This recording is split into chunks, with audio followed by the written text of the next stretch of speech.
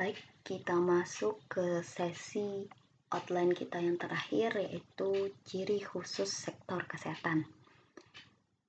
Yang pertama tentang uncertainty atau ketidakpastian. Ketidakpastian kejadian penyakit. Di sini, orang tidak bisa menduga tentang penyakit apa yang akan dideritanya. Oleh sebab itu, tidak diketahui secara pasti pelayanan kesehatan apa yang dibutuhkan. Dengan adanya ketidakpastian atau uncertainty, berarti seseorang menghadapi suatu resiko, sakit, dan resiko harus mengeluarkan biaya pengobatan. Lalu ciri sektor kesehatan yang kedua yaitu eksternalitas. Eksternalitas merupakan atau kita katakan efek dari eksternalitas memberikan dampak positif atau negatif yang dialami oleh orang lain sebagai akibat perbuatan seseorang. Nah, contoh efek positif itu adalah seseorang yang memutuskan anaknya untuk ikut imunisasi akan memberikan dampak positif. Manfaat dirasakan oleh seluruh masyarakat. Kenapa?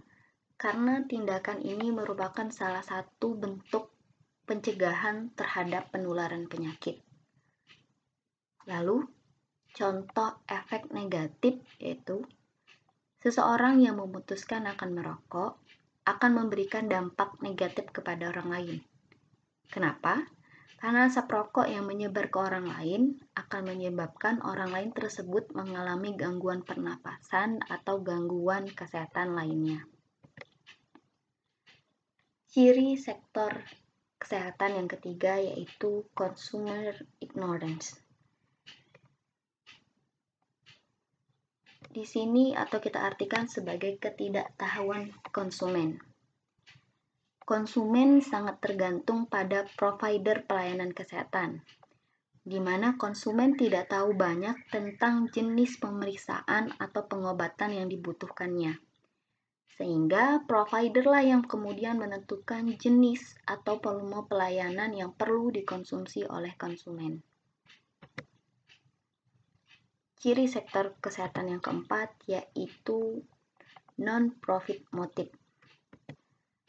Secara ideal, tujuan utama pelayanan kesehatan adalah bukan untuk mengambil keuntungan maksimum atau profit maksimum. Tujuan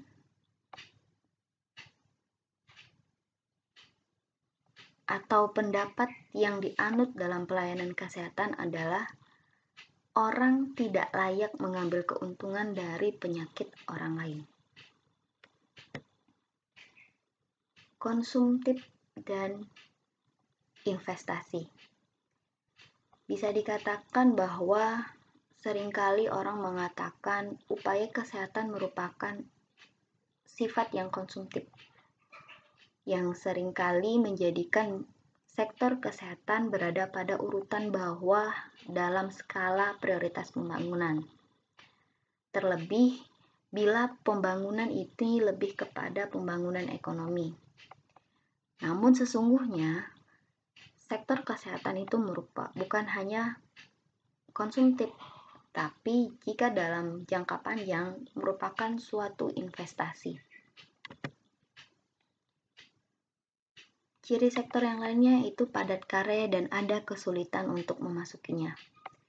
Padat karya di sini adalah adanya kecenderungan tren tenaga kesehatan spesialis ke super spesialis, sehingga menyebabkan komponen tenaga dalam pelayanan kesehatan itu semakin besar.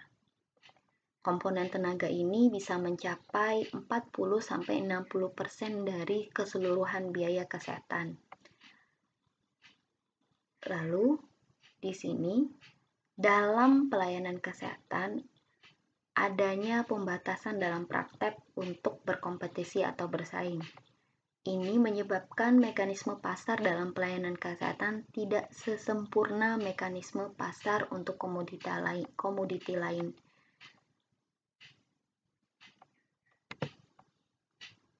Yang terakhir, mixed output. Jadi, output dari pelayanan kesehatan itu banyak jumlahnya, yang bisa berupa pemeriksaan, diagnosis perawatan, terapi, nasihat kesehatan yang menunjukkan bahwa keragaman antar individu tergantung dari jenis penyakitnya. Karakteristik pelayanan kesehatan ini tentunya berbeda dengan pelayanan ekonomi lainnya. Pelayanan kesehatan atau pelayanan medis ini sangat heterogen, terdiri dari banyak sekali barang dan pelayanan yang kemudian menjadikan tujuannya itu memperbaiki, memelihara, atau memulihkan kesehatan fisik dan jiwa seseorang. Lalu, karakteristik pelayanan kesehatan ini bersifat sangat heterogen. Artinya, tiap orang, tiap individu berbeda-beda. Lalu, pelayanan kesehatan ini sulit diukur secara kuantitatif. Kita masuk ke karakteristik khusus pelayanan kesehatan lainnya atau contoh lain tentang karakteristik khusus pelayanan kesehatan. Pertama, intangibility. Apa yang dimaksud dengan intangibility adalah tidak seperti mobil dan makanan, pelayanan kesehatan itu tidak bisa dinilai oleh panca indera. Konsumen itu tidak bisa melihat, mendengar, membau, atau merasakan dan mengecap pelayanan kesehatan. Contoh karakteristik yang kedua lainnya adalah inseparability. Artinya di sini, produksi dan konsumsi pelayanan kesehatan terjadi secara bersamaan atau secara simultan. Tidak seperti komoditas lain misalnya, makanan itu bisa dibuat dulu baru kemudian dikonsumsi.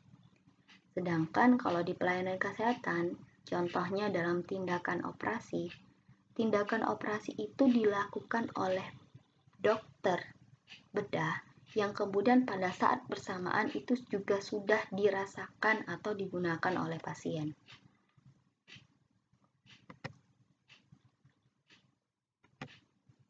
Contoh yang ketiga, inventory, adalah pelayanan kesehatan itu tidak bisa disimpan untuk digunakan pada saat dibutuhkan oleh pasien nantinya. Jadi tidak bisa seperti investasi ya, disimpan dulu baru nanti kemudian digunakan. Kemudian contoh yang keempat untuk karakteristik khusus pelayanan kesehatan adalah inkonsistensi. Maksudnya di sini, komposisi dan kualitas pelayanan kesehatan yang diterima pasien dari seorang dokter dari waktu ke waktu maupun pelayanan kesehatan yang digunakan antar pasien itu bervariasi. Demikian pertemuan untuk sesi kedua dari mata kuliah ekonomi kesehatan.